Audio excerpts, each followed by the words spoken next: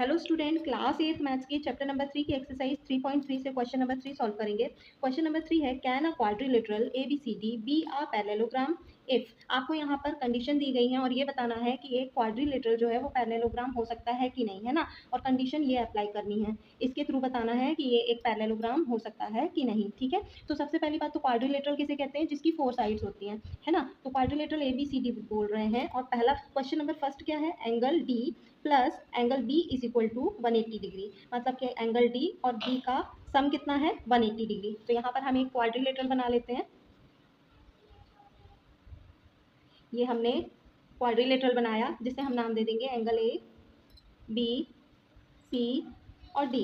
Angle D जो है वो और ये एंगल बी दोनों का सम कितना होता है, 180 डिग्री। तो ये पॉसिबल तभी है जब दोनों एंगल कितने कितने डिग्री के हों, 90 डिग्री के, है ना।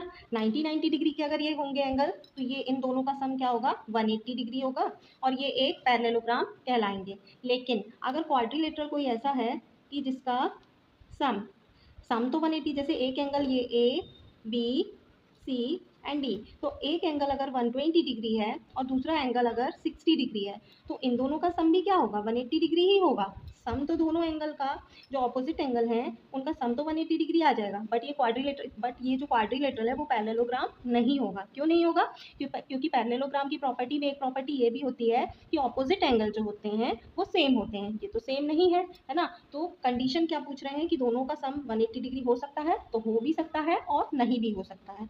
ठीक है, तो यहाँ पर आंसर क्या लिखेंगे, can be but need not be, है ना। कैन भी मतलब हो भी सकता है, नीड नॉट भी मतलब पॉसिबल जरूरी भी नहीं है ना। क्वेश्चन नंबर 2 देखते हैं। A B is equal to D C is equal to 8 centimetre. मतलब एक क्वाड्रिलेटरल ऐसा है जिसकी साइड्स जो हैं, क्वाड्रिलेटरल बना लेते हैं, यहाँ पर नाम दे देते हैं A, B, C and D. तो ए बी साइड ये है, ए बी साइड 8 सेंटीमीटर है ना। ए बी 8 सेंटीमीटर है और डी सी भी 8 सेंटीमीटर है। अब ए बी साइड कितनी है, 4 सेंटीमीटर और बी सी साइड कितनी है, 4.4 सेंटीमीटर है। तो आपको ये बताना है कि क्या ये जो क्वाड्रिलेटरल है ये पैरेललोग्राम है। तो पैरेललोग्राम की आपको प्रॉपर्टीज मालूम होनी चाहिए। पैरेललोग्राम की प्रॉपर्टी क्या होती है कि पैरेललोग्राम की ऑपोजिट साइड्स जो होती हैं वो इक्वल होती हैं। तो ये ऑपोजिट साइड्स तो इक्वल है ना, ये दोनों तो इक्वल हैं। लेकिन ये दोनों इक्वल तो नहीं है ना, एक 4 सेंटीमीटर एक 4.4 सेंटीमीटर है, मतलब ये एक पैरेललोग्राम नहीं है। तो यहाँ पर क्या लिखेंगे आंसर में, नो,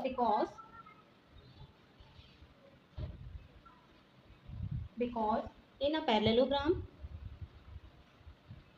ये शॉर्ट में लिख दिया मैंने parallelogram, in a parallelogram opposite sides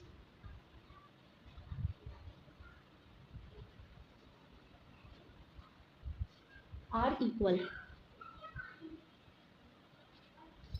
but here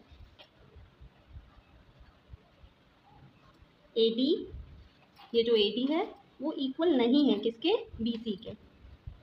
that's enough, ये है इसका आंसर। क्वेश्चन नंबर 3 देखिए।